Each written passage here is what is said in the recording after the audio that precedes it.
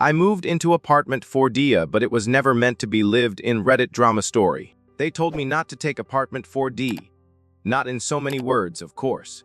Warnings in buildings like this don't come direct. They come as glances held a second too long, conversations that trail off when you enter the room, smiles too tight around the edges.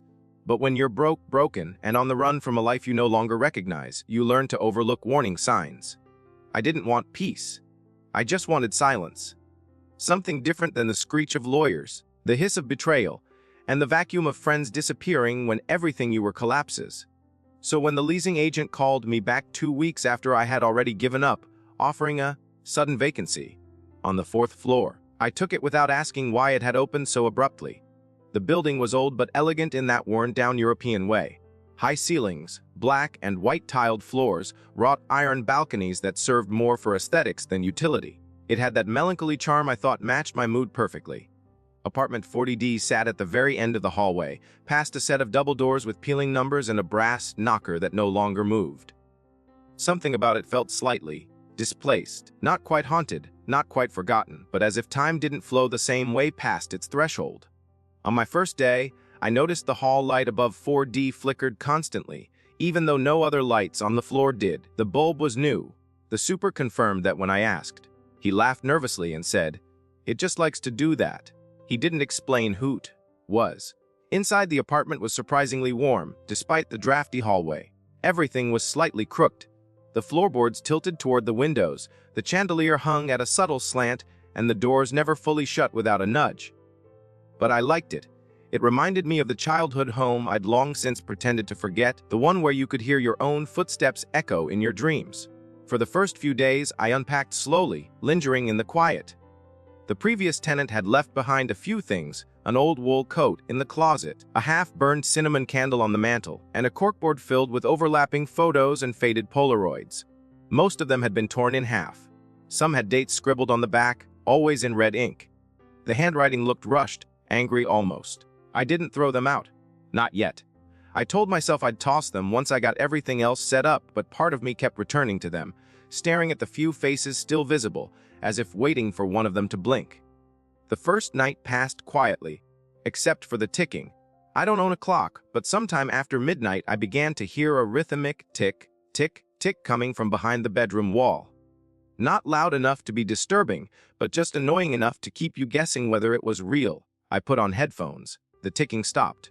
When I took them off, it didn't return. But the next night, it was back, and this time a few decibels louder. I knocked on the wall. The ticking paused, as if listening, then resumed with the same rhythm. I pushed the dresser against that wall and tried to ignore it. But the more I ignored it, the louder it got. On the third night, I decided to investigate. I pressed my ear against the wall, half expecting to hear pipes or maybe even mice.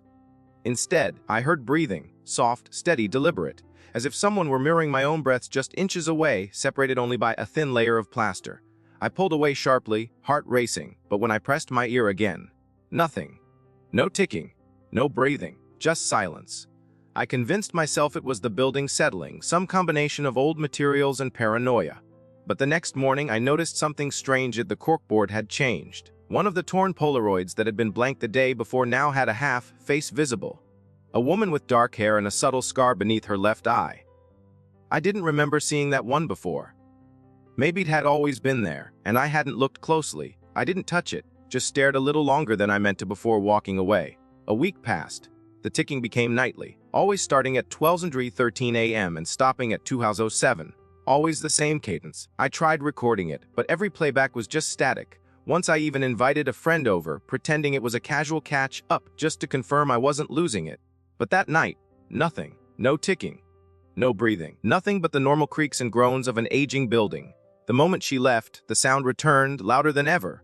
That was also the night I began dreaming of doors. Not just any doors. Mine. My apartment door, bedroom door, even the cabinet under the sink. In my dreams, they were all slightly ajar, and behind each was someone waiting. Someone I couldn't see, only feel. One night, I dreamed of opening the bathroom door to find the hallway behind it. But it was darker and longer than it should have been. And at the end of that hallway was me, standing still, watching myself. I woke drenched in sweat. The mirror over the sink had fogged up, despite no shower being taken, and drawn into the condensation were 3 numbers 14, I didn't live in 4013, I lived in 4D. I checked the hallway, there was no 413. The numbering jumped from 412 to 441. But as I stood outside my apartment, I noticed something peculiar. The number plate on my door had been scratched at, as if someone tried to change the D into a 3. The brass beneath was gouged raw. I called the super again. He came reluctantly. When I pointed at the door, he looked pale. "You're overthinking," he muttered, then handed me a paintbrush and a tiny can of matching brass paint. "Fix it yourself if it bothers you." He didn't wait for a response. That night, I painted over the scratches. The next morning, they were back, deeper, more deliberate. I started documenting them with my phone. But the photos always looked fine. No damage visible. Only my reflection in the brass, staring back a little too intently, like it knew something I didn't. My world shrank to the apartment. I stopped going out. The outside felt dimmer, less real. I couldn't concentrate at work, couldn't hold conversations for more than a few minutes. People noticed. My boss suggested therapy. My mother stopped calling, and through it all, the ticking continued, the breathing intensified, and the photos on the corkboard rearranged themselves. Each day a new one appeared, or an old one revealed a bit more. One even showed a picture of my door from the hallway, timestamped the night before. I didn't take it. I lived alone. The faces became clearer. A man with hollow eyes, a child holding a key. The woman with the scar now stared directly at me, as if posing. And beneath her photo, the red ink spelled out one word, "Rebombar." I didn't understand what she meant. I hadn't met her. I was sure of it. And yet, something about her eyes was familiar. In that way, dreams sometimes feel more real than memory. On the 12th night, I stayed up. I didn't sleep. I watched the wall where the breathing came from. I left all the lights on. At 13:13 a.m., the ticking began. But this time, it was accompanied by a shadow, not a figure. Just a movement, sliding across the opposite wall, like something pacing behind the plaster. I held my breath. The shadow paused, and then the wall cracked. Just a hairline fracture, crawling like a vein from the baseboard to the ceiling. I ran. I packed what little I had and slammed the door behind me. I didn't look back. I took the stairs barefoot and shaking and spent the night at a hotel across town. The next morning, I returned to collect the rest. But when I got to the building, the door to 4D was gone. Not shut. Gone. A blank stretch of wall now sat where the apartment had been. I asked the super. He stared at me blankly. "There is no 4D, he said. "There's never been a 4D. I showed him the lease. He shook his head. "Forgery, or a mistake." He turned and walked away. "But I know what I saw. I lived there. I heard it. I have the photos. Except when I checked, they were gone. My phone reset itself during the night. Factory defaults. No record, no proof. But one thing remained. A Polaroid. In my coat pocket. One I never put there. The woman with the scar. Her eyes fixed on the camera. And scrawled beneath her in red, "You left the door open. We let ourselves in." The days that followed blurred into a strange rhythm of denial and obsession. I checked into a cheap motel near the river, its windows fogged with mildew and curtains that never quite closed. I told myself it was all stress, trauma manifesting through delusion, a breakdown I hadn't seen coming until it snapped. But the Polaroid in my coat pocket refused to fade like the rest of it. I held it under the bathroom light, studying every detail. The woman's eyes weren't just looking at the camera. They were looking through it. Through me. Every crease in the photo felt deliberate, as if it had been folded and unfolded 100 times by someone who didn't want to let go. That night, I tried to burn it. Held it above the sink, lighter to corner, expecting to feel a jolt of catharsis. But the flame didn't take. The paper blackened, curled slightly, but never caught, like it wasn't made to burn. I flushed it, stood over the toilet and watched it disappear in spirals. But when I returned from grabbing coffee the next morning, the photo was back on the dresser, bone dry and pristine. I checked my door. It had been locked from the inside, chains still in place. No sign of entry. That was when I started writing things down. Every detail I could remember from the apartment. The noises, the dreams, the changing photos, the faint smell of cinnamon that lingered no matter how much I aired the place out. I drew maps of the layout, traced the crack in the wall from memory, tried to recall the exact time the ticking would begin and end. It was always 20:13 a.m. to 2:07 and exactly 1 hour and 54 minutes. I circled that number again and again in my notebook, convinced it meant something. On the third night in the motel, I woke to find someone had scrawled those same numbers on the mirror with the complimentary bar of soap. 2:54. I checked my phone. 2:07 a.m. That wasn't even the worst part. The worst part was the sound. A ticking, soft and steady from behind the bathroom wall. Just like before. I tore the mirror off the wall. Nothing behind it but drywall and rust. I packed up and left before the sun came up. I tried to move on. Found a friend willing to let me sleep on his couch for a few nights. I didn't tell him everything. Just that my last place had some issues. I didn't want him looking at me the way I was beginning to look at myself in the mirror, like something was missing, or added, or rearranged just slightly off-center. But even at his place, the pattern continued. The Polaroid showed up again, slipped under my pillow. Then another one appeared. This time, a picture of me sleeping on his couch, time-stamped just minutes before I found it. I didn't have a camera, he didn't have one either. We argued. He thought I was pulling some elaborate prank, that I was spiraling. He asked me to leave. I didn't blame him. Back on the street, I walked for hours, not sure where I was going, only sure that I couldn't escape whatever had followed me out of 40D. The buildings around me began to feel too tall, their windows watching. I caught glimpses of movement in glass reflections, never matching what should have been there. It was in a bookstore window that I finally saw her. The woman from the photo. Just a glimpse, her reflection standing behind mine. But when I turned, there was no one there.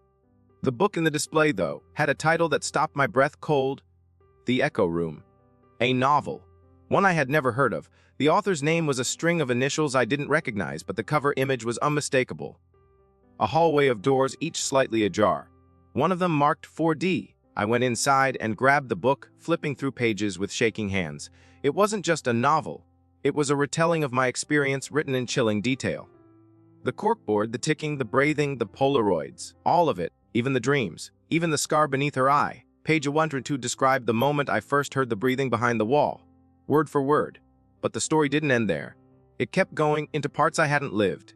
Yet, the protagonist, me or someone like me, began following the photographs, each one leading to another location, a new layer of the truth. A name began to repeat: Nola Ward. I had never heard it before. I Googled it. Found a single obituary from 2 years ago. A woman who died under mysterious circumstances in an apartment fire. The address, my old building. 4th floor. No mention of apartment 4D, just a previously decommissioned unit. Decommissioned, as in sealed off. Forgotten. I tracked down the leasing office for the building, but the woman at the front desk insisted there was no 4D. She even pulled out the master floor plan, and sure enough, no such unit listed. But I remembered the layout. I asked to see the plans from a few years ago. She refused, said those records weren't public. I offered money. She laughed, but something in her eyes shifted, just slightly. There are places in that building, she said, voice dropping, that aren't supposed to exist anymore. I left with that rattling around my head. Back in the street, I tried to reconcile it all. Had I lived in a place that had been sealed off? How had I received a lease? Who had let me in, and what was following me now? That night, I took the book from the store. I didn't pay. Just walked out with it clutched under my arm, heart pounding, convinced it would vanish if I left it behind. I read the rest in one sitting, sitting in a diner that never closed, surrounded by fluorescent light and the low hum of refrigeration units. The book ended with the protagonist breaking back into the apartment, through a door that wasn't there anymore.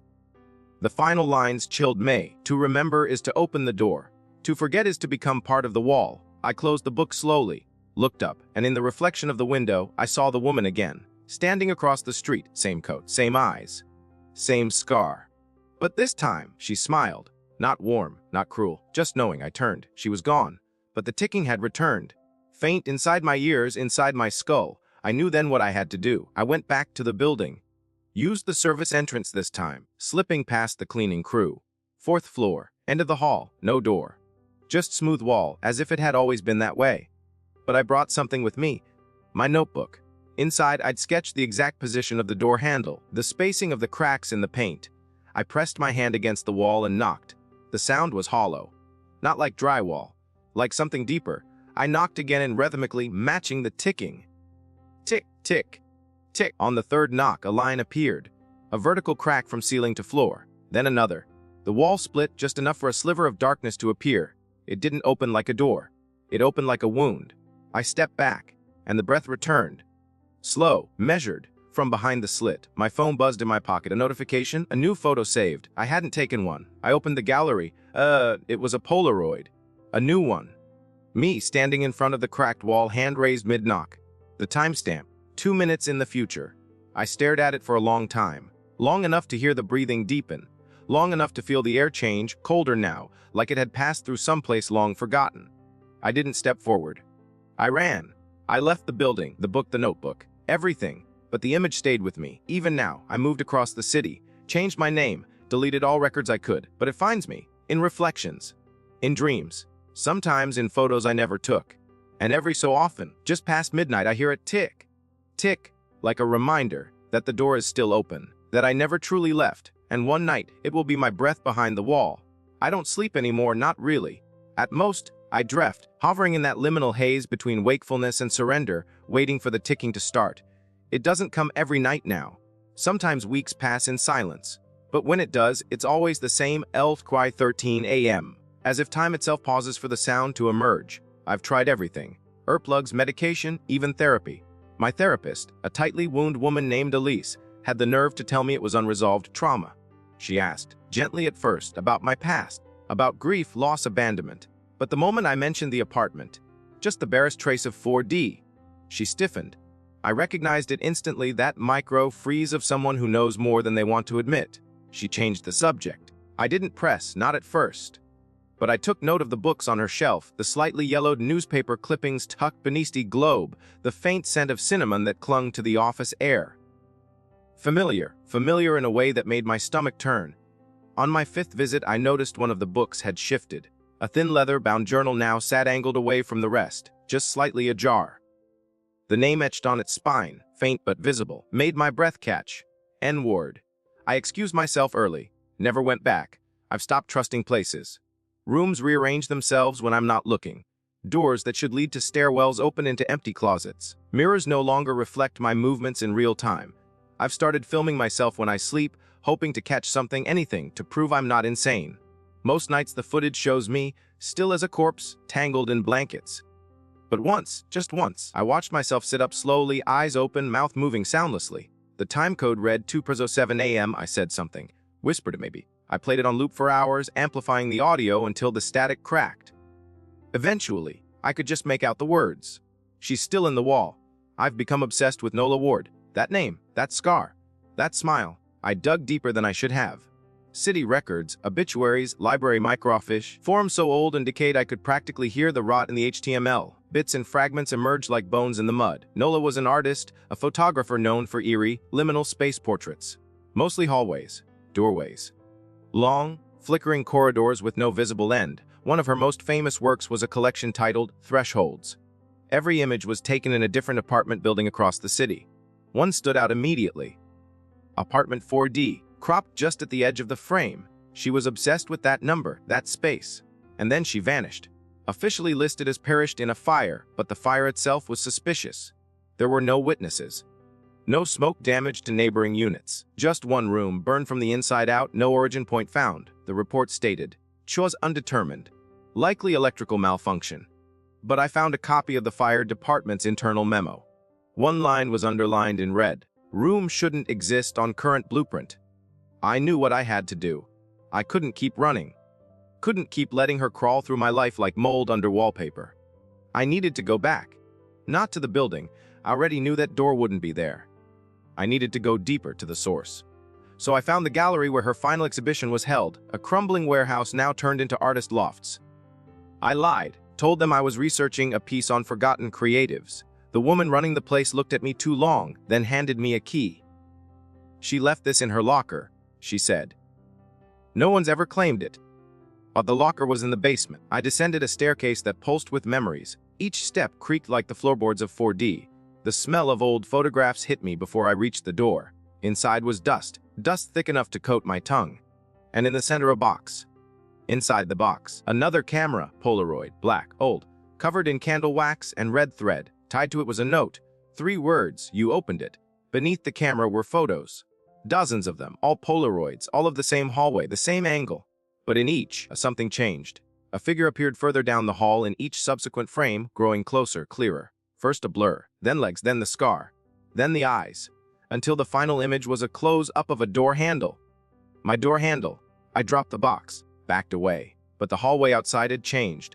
The gallery staircase now led to a corridor I didn't recognize. No windows, no signs, just cracked plaster and the hum of something living behind the walls. I ran. Found an exit. Burst into daylight, but the air outside didn't feel like before.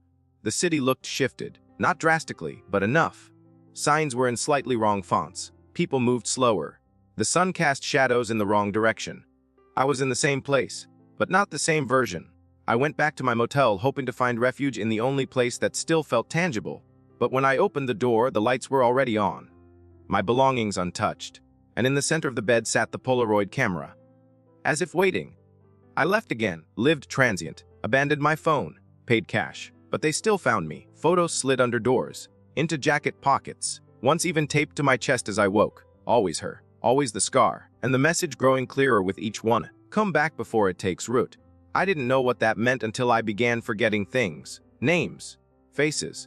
Whole chapters of my life fuzzed around the edges. Like someone was erasing me from the inside out. I began seeing my reflection in places I wasn't facing.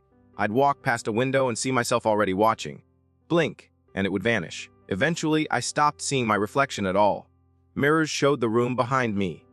But not me. Only when the lights flickered just right would I catch the faint shimmer of eyes. Not mine. Hers. I've become convinced that 4D is not an apartment. It's a threshold, a gate. A testing ground for those who get too close to some unseen truth. It selects you, studies you, bleeds into your life until you no longer know which world is yours. I found others too, online in obscure message boards and encrypted threads. People who talked about phantom units, rooms that didn't show up on leases, tenants who moved in and were never heard from again. One man claimed to have lived in 40D back in 1997.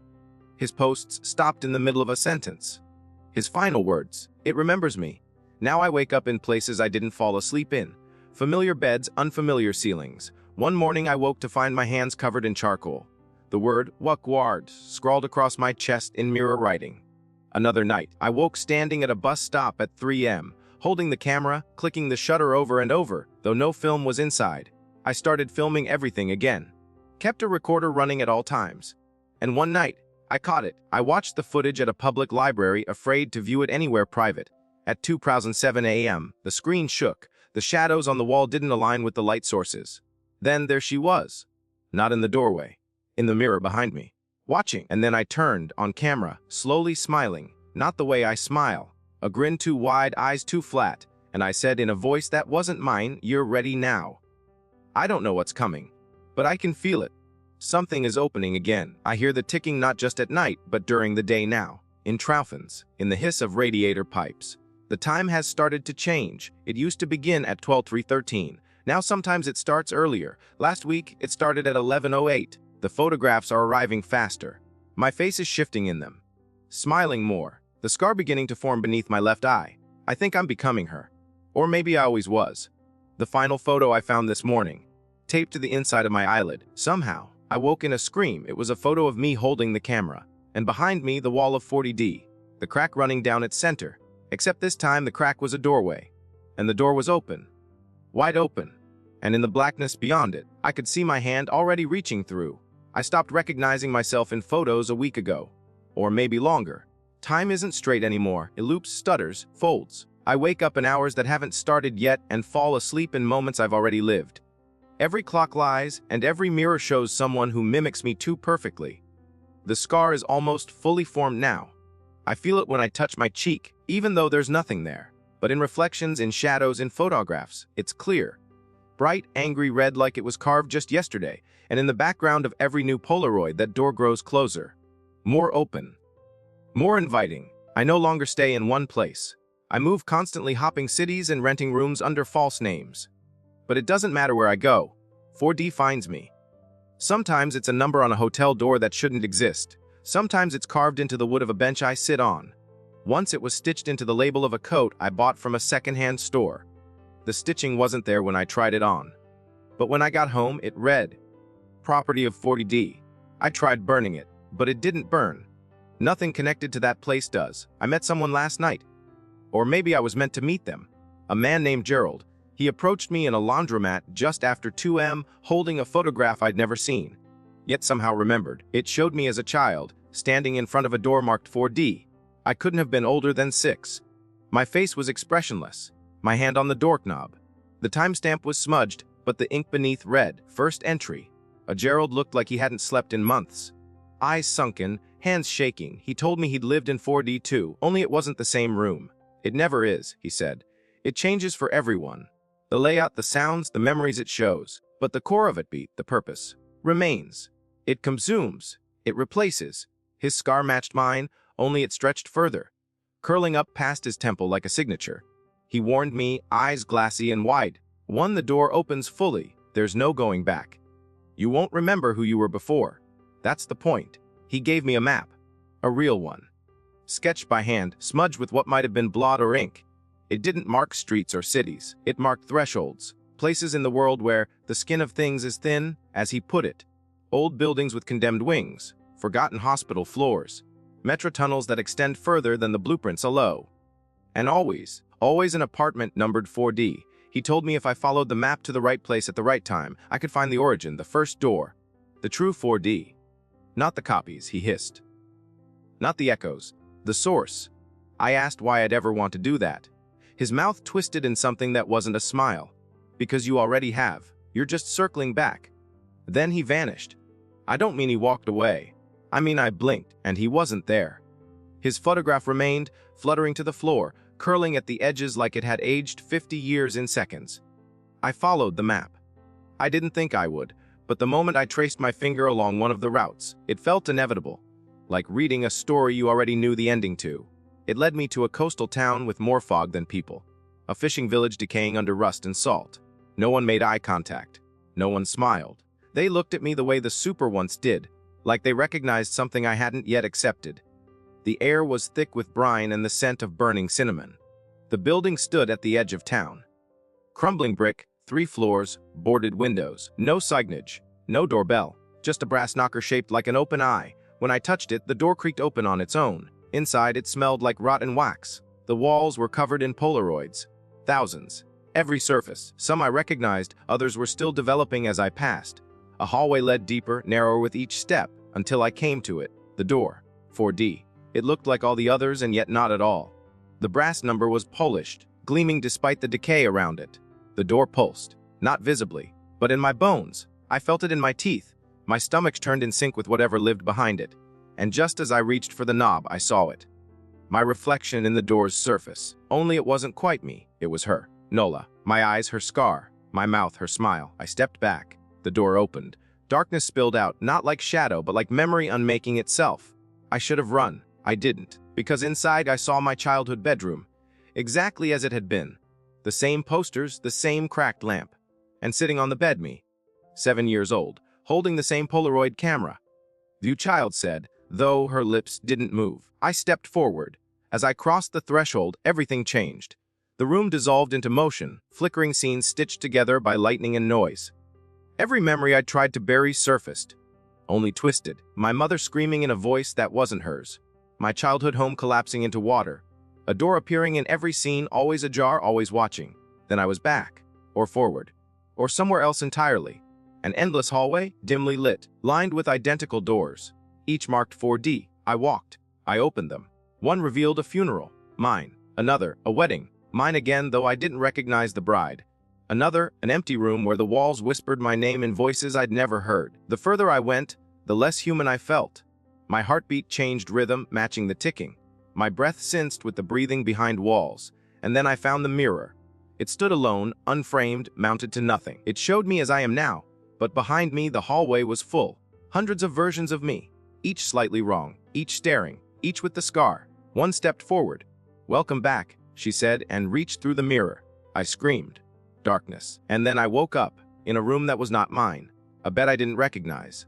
A window showing a skyline I'd never seen, but the mirror on the opposite wall showed 4D, carved into my forehead. I think I've been integrated. Assimilated. I try to speak and the voice isn't mine. I try to cry and the tears fall upward. The camera is on the table again, freshly loaded. And every time I take a photo now, it shows a door I haven't yet found. But I know I will, because every image is getting brighter. Every reflection closer. And soon, very soon, I think I'll be the one behind the wall. Tick, tick. Can you hear it too? I no longer ask what is real. That question died the day I saw my own funeral from behind a mirror. Now, the only question I ask is which version of me is closest to the door, and the answer changes every day. Each morning I wake up in a new permutation of life. sometimes subtle, sometimes violent in its distortion. I've found myself in cities that never existed, holding keys to apartments that weren't built.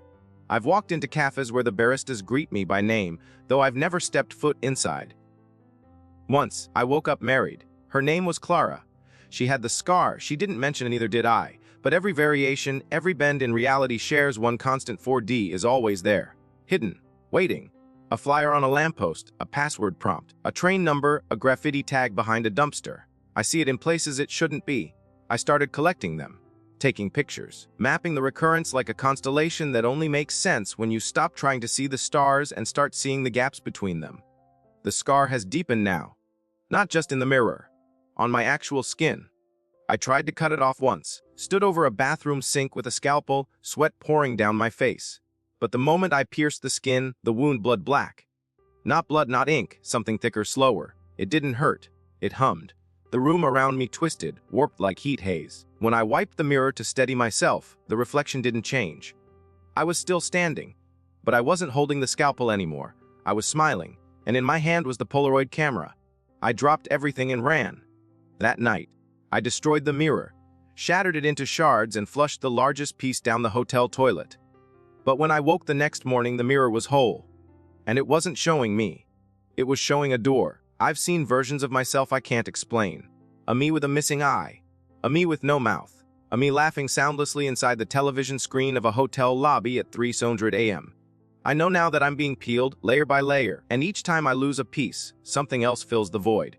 I feel her growing inside me. Not Nola, not exactly, but the essence of 4D, the observer, the occupant, the presence behind the wall. I no longer sleep through the night. If I do, I wake up outside, park benches, elevators, once on a rooftop with a Polaroid taped to my forehead. It showed a close-up of my eye. The pupil was no longer round. It had split like a keyhole. I found Gerald again, or a version of him. He didn't recognize me at first. Said his memories had melted. He lived in an abandoned library, walls covered in charcoal drawings of doors and clocks. His voice echoed too much, even in small rooms. He said 4D was growing stronger, taking shape in more places, feeding off the instability of those who brush too close to its current. It wants witnesses, he told me. But it never lets them speak. He said the only reason I could still talk was because I hadn't fully crossed. But you're close, he added, eyes flicking to my scar. He handed me a journal, not his. Mine pages filled in my handwriting, but I didn't remember writing them. One entry chilled me more than anything else. To become the door, you must forget that you were ever the key. I don't know what it means yet, but I keep flipping back to that sentence. Something changed 3 days ago. I stopped casting shadows.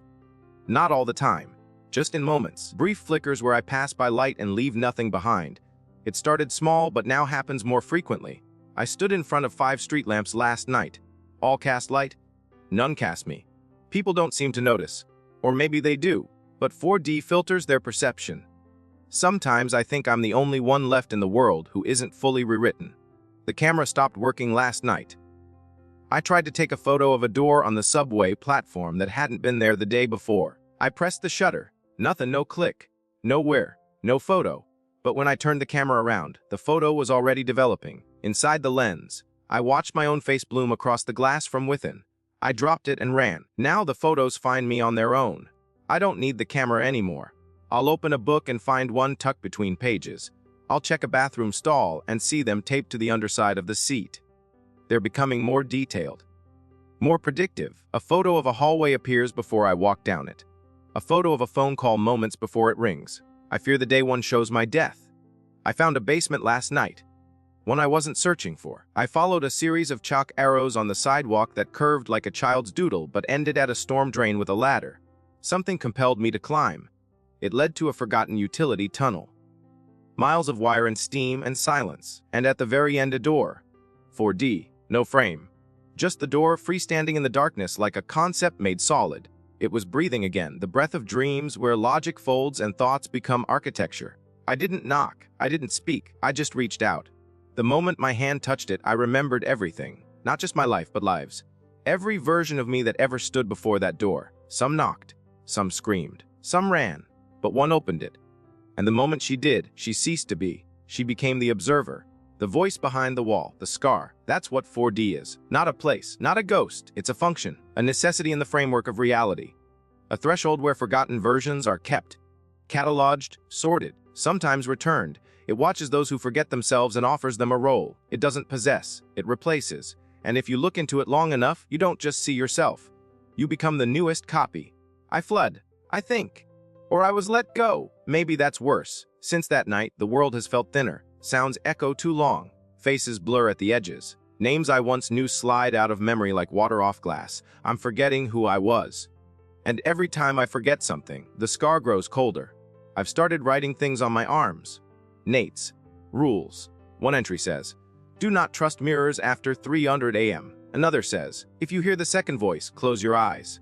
I don't know when I wrote them, but they keep me grounded. For now. But the door is coming again. I feel it. The tick, tick, tick has changed rhythm.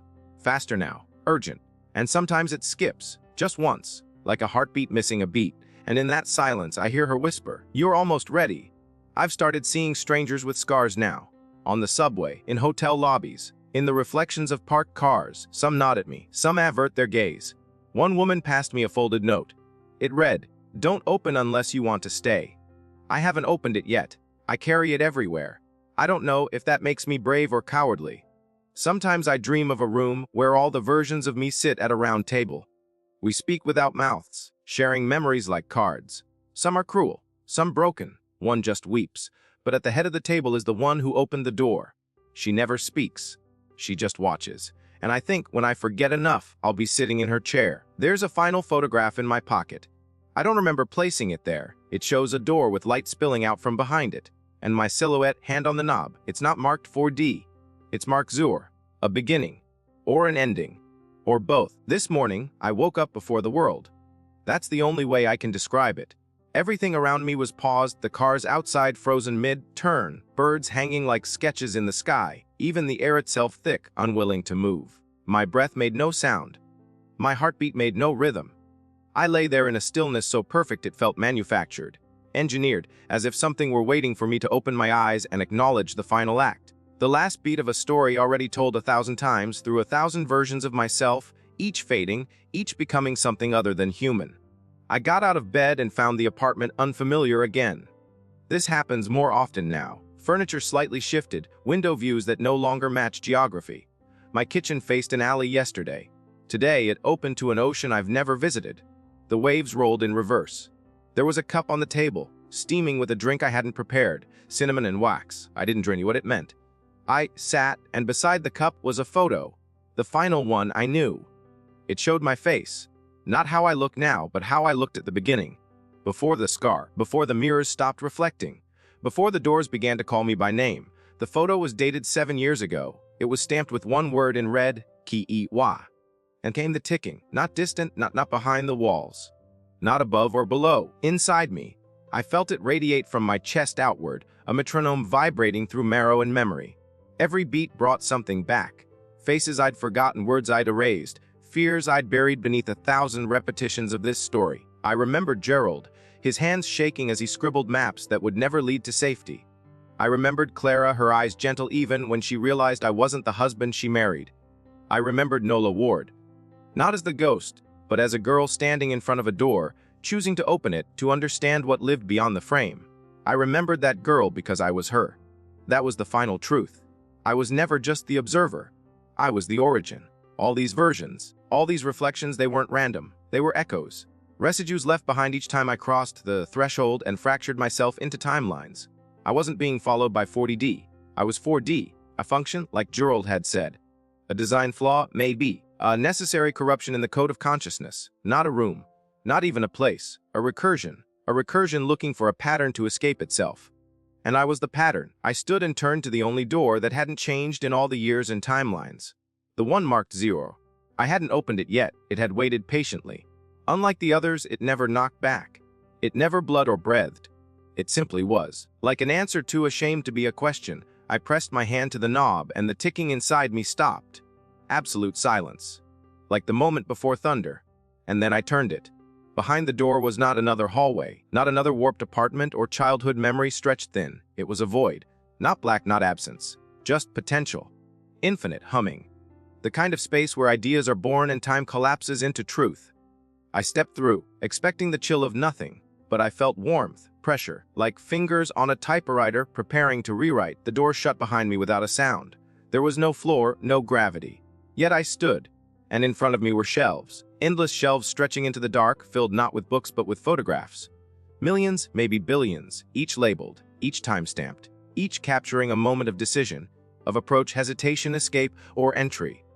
I reached for one. It was me again, age 9, standing in front of a door. But this time I turned away. I walked down the hall, and the photo ended there. I reached for another. Me again, older. Door open. Inside, a mirror.